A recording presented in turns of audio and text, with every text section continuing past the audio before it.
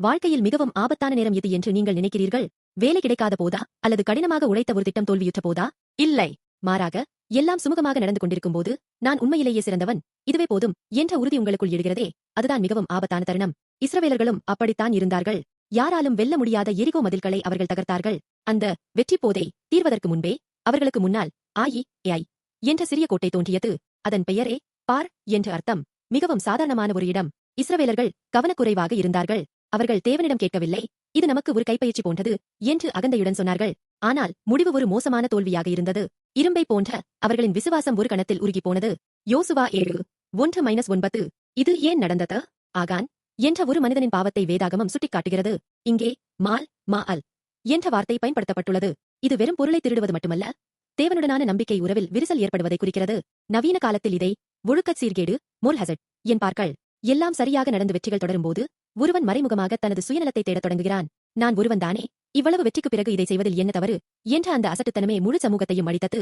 நினைவில் கொள்ளுங்கள், ராஜதர்கள் வலிமையான வெளி எதிரியால் வீழ்த்தப்படுவதில்லை, மாறாக உள்ளே இருக்கும் மிகச்சிறிய விரிசலால், அதாவது தேவனுடனான நம்பிக்கை முறிவு என்ற காரணத்தால் தடுமாறி விடுவார்கள். இந்த தோல்வியின் இடம் ஆக்கோர் பள்ளத்தாக்கு அல்லது உபத்திரவத்தின் பள்ளத்தாக்கு என்று அழைக்கப்பட்டது. நம் வாழ்வும் அப்படித்தான். வெற்றியின் வேகத்தில் ஏமாந்து, தேவனை மறந்து, நம் பேராசையை திருப்திப்படுத்தும் போது தாங்க முடியாத துயரத்தின் பள்ளத்தாக்கில் நாம் நிற்பதைக் காண்போம்.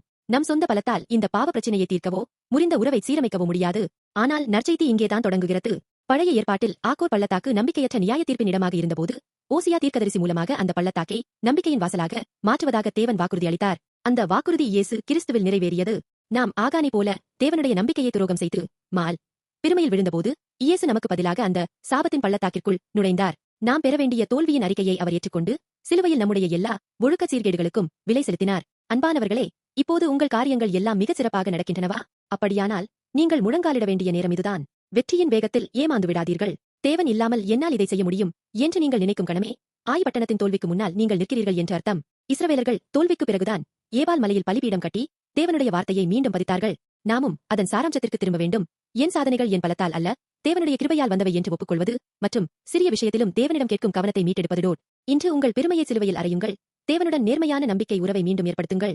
வெற்றியின் சாபத்தை உடைத்து கர்த்தர் மட்டுமே தரும் உண்மையான வெற்றியை அனுபவிக்க இயேசுவின் நாமத்தில் உங்களை ஆசீர்வதிக்கிறேன்.